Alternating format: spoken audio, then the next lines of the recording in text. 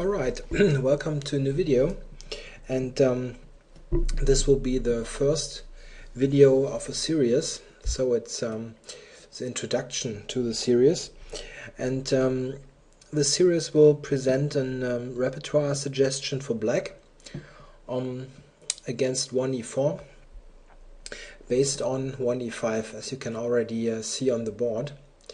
I've been working on and off for a while on the idea of doing a black repertoire video, and it took me quite a while to make up my mind what to present against 1e4. Obviously black has quite a wide choice, and at the end I decided to go for 1e5, and this is mostly for two reasons. The first and important reason is that I play 1e5 myself in a series over the board games. In fact, I've played it, I think, almost exclusively now for, I don't know, 6 or 7 years. So I started with 1e5 rather late, and this is mainly because I was always a little bit afraid that the huge choice that white has after 1e4, 1e5 would be a little bit too much to learn, and all these outlines and so on. And well, it took me quite a while to realize that this idea is pretty much not true. It's just the same as in any other opening, and the nice thing about all these sometimes ancient lines that white could play, like all those gambits, the King's Gambit, the Scotch Gambit, whatever. There's a ton of those lines that they're of course played by white players, but usually they're not really good. So at least black usually has pretty easy equality in all of these lines, or sometimes even easily can play for an advantage if white's plays just too unsound. And what I really discovered is that most of these gambit lines you can easily get away with black only knowing one or two lines and then work out the rest over the board. Of course, there's quite a lot to present here, as white, as mentioned, has quite a big choice, especially because after knight f3, which is the main move, of course, I'm going for knight c6 and not the Petrov. After knight c6, white's choice is much bigger. In comparison, the Petrov is much less theory to learn, but also in comparison is it's a good opening, of course, but it's a little bit rigid, maybe. Very often the strategic content of the game is somewhat simplistic, usually because you get positions like this here, which is obviously very solid for black, and it goes on and on. Of course, it's a very theoretically researched opening, very deep lines, but it's rather uninteresting to present, to be honest. So I always I never played the Petrov at all. I always played knight c6. And this has, in comparison to the Petrov, also the advantage that in a lot of lines that white may play, black even has a choice of pretty good or pretty equal value lines, so that you can easily vary and expand your repertoire. I'm making this series mostly for players that are not so exceptionally high rated, so it should appeal to a wide range of players, starting from not much to, I don't know, maybe 2000, 2100, but even stronger players should maybe pick up some ideas, as I'm not only showing well, one black move at each point, but also will mention a couple of interesting alternatives that are maybe not so well known or maybe underestimated if you haven't taken a close look. Very often you will find that if you research some line in more detail, you find that really a lot of sidelines are very much playable. It's I think it's just due to the very very classical approach that black is taking. So we've got some leeway sometimes to explore lesser known paths. You don't really run such a huge risk from move one as you sometimes do, let's say in the modern or other openings that give white some central advantage. If you play the modern and white goes e4, d4, f4, then well, you better know one line, and if you don't, you easily get blown off the board. You cannot really vary that much, or just play a game, so to say. You need to know your stuff really well. Of course, you'll need to know some lines in my presented repertoire as well, but it's, I think, fairly manageable. In this introduction, I'd like to briefly show the outlines of the repertoire. So I'll just show the first couple of moves for each opening, so that you get an idea what to expect in the upcoming videos. I'm not quite sure how many videos there will be at the end. As expected would be much more than if I would now write it down, make a detailed plan. I guess at the end it will take much longer. So let's go quickly through the lines. 1 e4, 1 e5, and white's main move is knight f3, but there are also alternatives here at move 1. Most notably the notorious King's Gambit. I even sometimes, if I talk to players who I don't know, employ some other opening, the French or the Sicilian or whatever, sometimes they even tell me, I don't like e5. People can play the King's Gambit and some stuff, and you need to know every wrinkle and so on. Well, the King's Gambit needs to be respected. It's a dangerous opening, of course, but you can, I think, easily select lines where you can get a playable and healthy position without really needing to know so many lines. I will present here as my main option 2 d5. The idea is on ed5 not to play e4, this counter gambit e4, but to take on f4, and this will usually transpose after knight f3, knight f6, and then usually something like bishop c4, knight takes d5 will transpose to the, I think it's called the modern variation of the King's Gambit, which gives black very easy development, and he usually doesn't have a problem to reach a somewhat normal position. Of course, the King's Gambit can be tackled much more directly. So if you ask me what I consider to be the best one, I think I would go for some line like this. And but if I would suggest this line, I'd need to do maybe 2 or 3 videos just for the King's Gambit. But it's an alternative. I'll also show 1 or 2 offbeat alternatives against the King's Gambit to get a really messy position if you enjoy this sort of stuff. White can also play knight c3, of course, often leading to the Vienna game.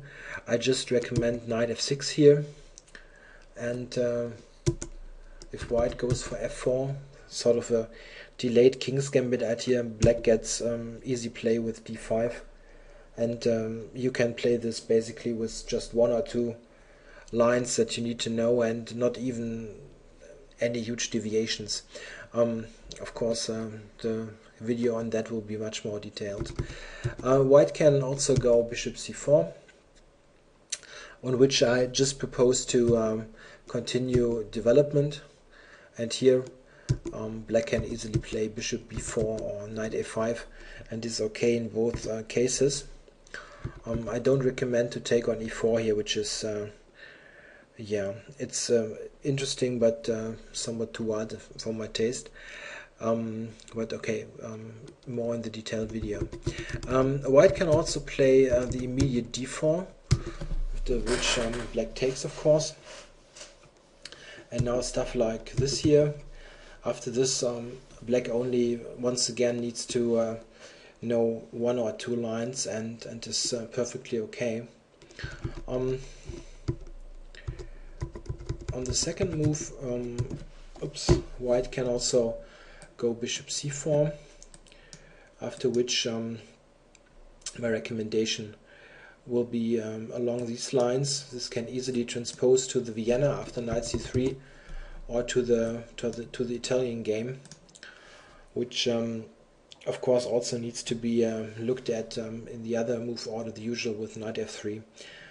Here I'd play a bishop c5. This actually is yeah, the standard setup, which will pop up time and time again here in this repertoire.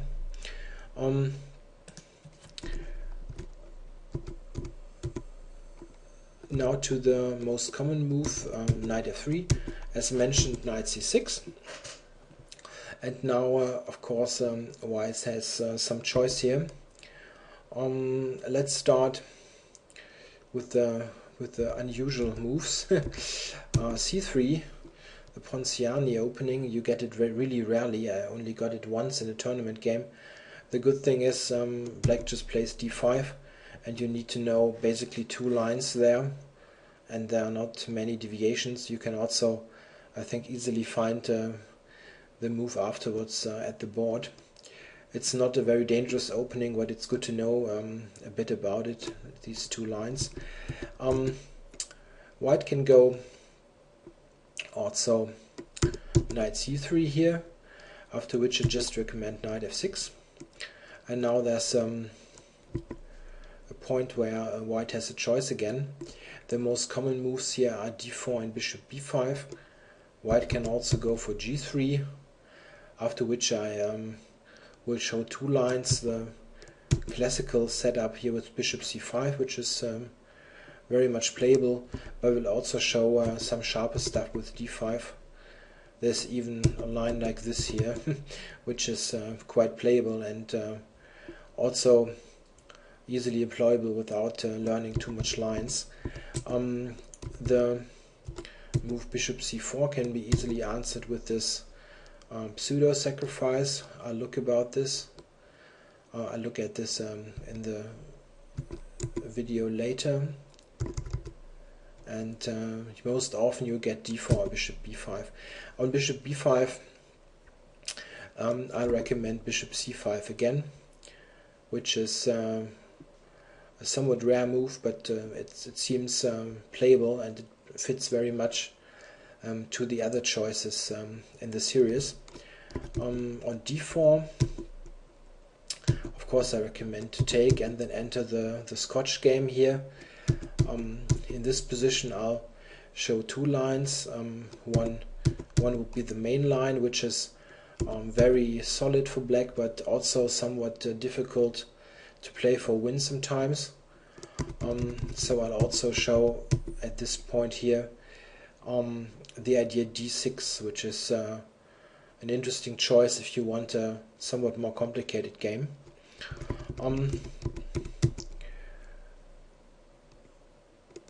This is basically all there is to know about the four knights. Okay, in this position there are also some rare moves like a3, bishop e2 and stuff. Okay, we'll look at this in the four knights video. So now for the three big openings, so to say. Let's start with the Scotch with d4. This, of course, black needs to take here. and at this point white usually retakes for the proper Scotch game. Of course, I'll also look at the gambit approach c3, which I'll answer here with d5. So I'll rarely take gambit pawns in this repertoire. Actually, black very often can take them and doesn't have so many problems, but just for the sake of simplicity, I'll usually don't accept the pawns but go for quick and healthy development. This is also similar to the approach in the King's Gambit. If you can get away with just playing d5, opening it up, and have everything open for development, it's usually a good choice. White, of course, can also go for other gambit stuff like bishop c4. I'll look at this. I look at this as well. Here bishop c5 is fine for black. Knight f6 of course also is, but bishop c5 is the one I recommend. Okay, the proper Scotch game with knight d4. Here black has two main moves, knight f6 and bishop c5, but I recommend another move, actually the move that I'm playing myself for a couple of years now. It's not so well known, but I think among the offbeat tries, it's I think maybe the best move, bishop b4 check, which is maybe somewhat strange looking at first, but it has some interesting ideas, and often white players are not aware that this move even exists. So I very often see people playing those standard moves here and actually thinking that I made a mistake already somehow, or bishop b4 is just silly, but it has got some points because yeah, getting the pawn to c3 is not just an extra tempo for white, it also simply doesn't allow knight c3 anymore. So white very often needs to be content to develop the knight to d2 or sometimes even a3, and this is not a simple extra move. I'll show the ideas behind this, of course, in detail in the video on the Scotch. Here I just choose this line because I have some own experience with this, and it's just easier to learn than the main lines with bishop c5 and knight f6, which are rather complicated. Okay, the big moves here, the other big moves are of course the bishop moves. Yeah, the Italian game, or I think Giuco Piano, if I'm doing this right. Bishop c4. Of course here black has a big choice, bishop c5 or knight f6. For this repertoire I'm going for bishop c5.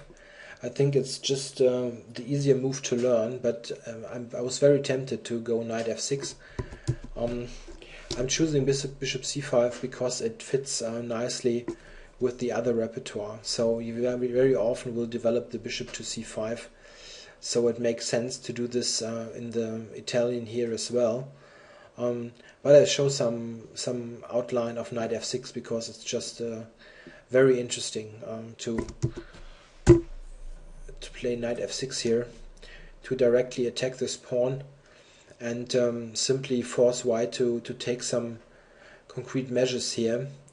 Of course the real issue with this move is knight g5, where f7 is hanging, and then black needs to sacrifice a pawn, or yeah, material in some way. You can also sacrifice even more, but it leads to wild tactical play. I'll give some ideas about this as well, but I mainly concentrate on bishop c5. I'll show something against here the Evans Gambit with b4, which is sometimes played, and pretty respectable line really. One of the, I think, yeah, most serious gambit tries. Here I recommend to take this pawn and on c3 to drop back to e7. This is the simplest line to learn, and black will get a fairly solid position without the need to memorize many concrete lines. Of course the main move here is c3. which will be answered just with knight f6. And on d4 now, there's of course some concrete lines you need to know. I'll show these, but I think even this is yeah, very manageable from a purely memory capacity standpoint, so to say. It's much less to learn than in any Sicilian or whatever opening. Okay, of course it goes like this, and I'll show what happens after this. Most players, at least stronger players, will go for d3, and then black will continue in classical fashion here with the moves a6, d6 in some order, and I'll show what setup is good there. This is actually, if you just look at the black setup here, exactly the same setup that I, for instance, propose against some other lines with other early bishop c4 lines, or this g3 line that I mentioned earlier. I mean this here. Black will play exactly the same moves. It's just a very healthy way of deploying your pieces. Okay, this is the Italian, basically. It's not much more than knowing the setup and know the plans, which I'll present, of course. And now for the absolute main move here, of course, the Spanish opening, bishop b5, or the Rui Lopez, if I'm pronouncing this at least halfway correctly. Here black, of course, has a very, very wide choice. Basically all moves are playable that don't instantly blunder material, and even some that give material are playable, which doesn't mean that white's opening is bad or something. It just means that black has a huge choice here of really entirely different setups. What I'll show as my main move is bishop c5, actually, the classical variation. This is a somewhat ancient line, but it is still played from time to time, even by top players. Let's say Vichy Arnand or Swidler played it last year in a crucial game in the World Cup against Grishuk in the final. It's somewhat a forgotten line. I don't think let's say club players or intermediate players will know much about this. One very nice feature about this line is that the very natural move castles here. It's not a bad move. That would be an exaggeration. But black can play then knight d4 here and exchange one pair of knights, and is already pretty close to, I'll just show it briefly, I think here, and now was it d6? I didn't have the moves entered here, but I think white usually goes here, and now d6. This exchange of one pair of knights really helps black to free his game. It's very often useful for black in the open games to exchange the c6 knight for the f3 knight, because the knight on c6 sometimes is a bit misplaced. It just protects the e5 pawn, but it stops the c pawn from playing, and very often it's a good idea to exchange these two knights, or move this knight at a later stage to allow the c pawn to move. So this early knight d4 helps black a bit in releasing his position. c3 is I think the most dangerous move, really, and then black continues with normal development, knight f6, and also counterattacks the e4 pawn. And now the main line will be along these lines. You see that black almost has the same setup as in the Italian game. Here we've got this e5, d6, bishop here is on b6. In the Italian you usually play the a6 move and bishop to a7 back, but it's very similar, and it just represents a nice way of deploying your pieces, a very harmonious way. You'll have no problems with a bad piece ever in this kind of openings. In the Rui, this will be my main choice. It's of course very solid line, but I will also mention a couple of ideas that black might also try. I'd also like to mention what I play myself here and what I'm not presenting. I myself play the closed Rui main line, really. I think most likely you'll seen this before.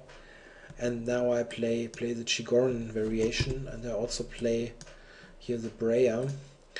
But the problem with presenting these kind of lines is that they actually start on move 9, and there are a couple of deviations along the way.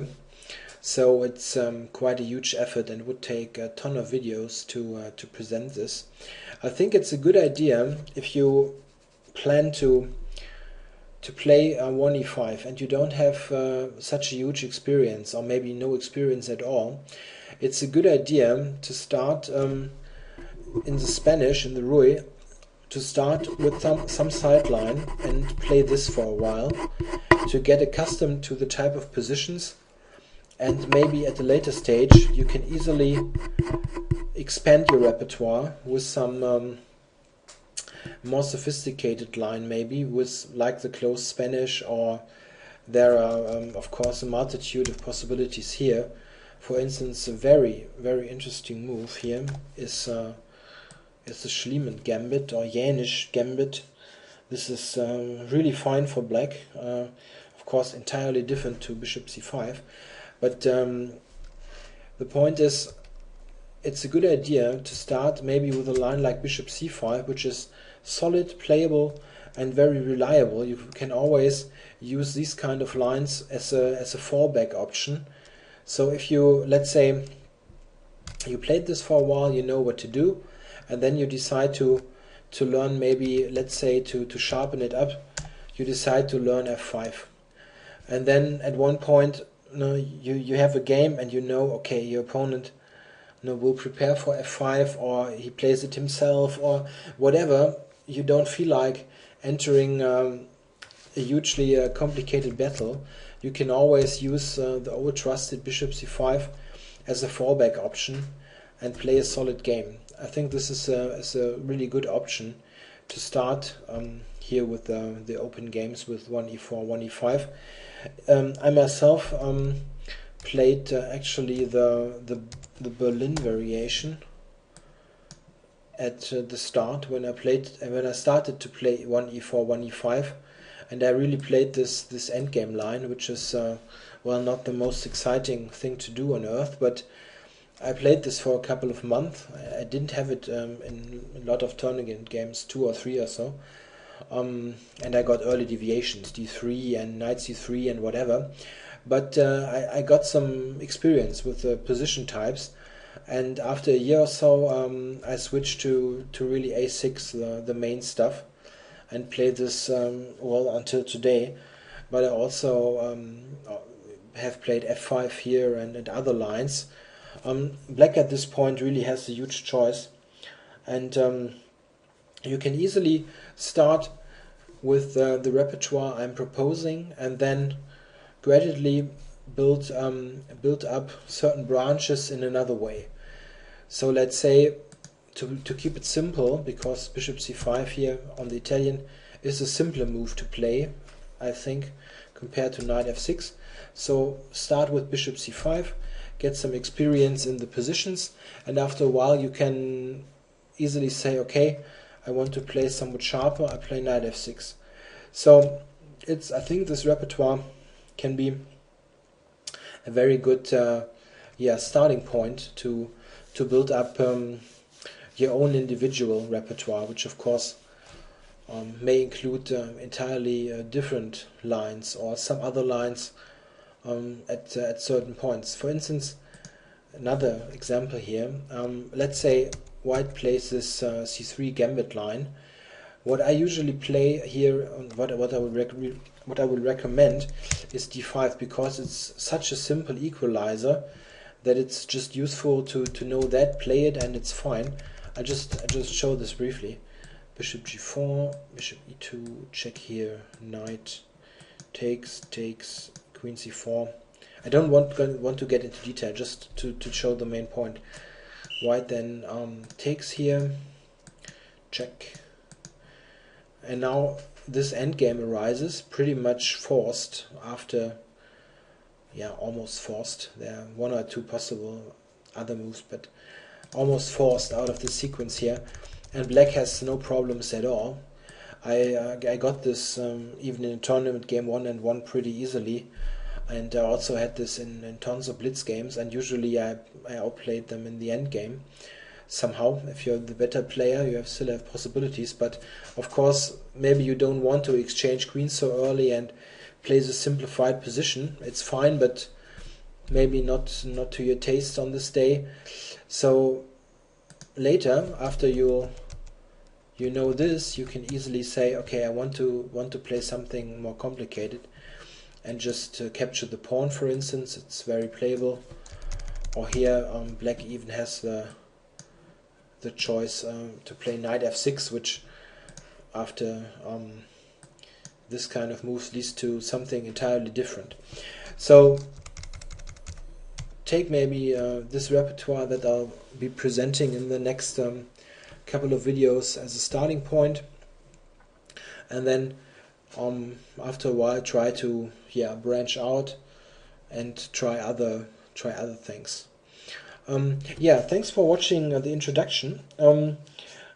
I'm, as mentioned, not quite sure how many videos this will be at the end, but I'll do roughly one video every, let's say one video in 2 days or something in the coming weeks. I'm not quite sure how much it is and how much time I'll have, but it will be a steady flow of repertoire videos in the next days or weeks. Yeah, thanks for watching, and keep looking forward to the detailed explorations here of the single lines in the next videos.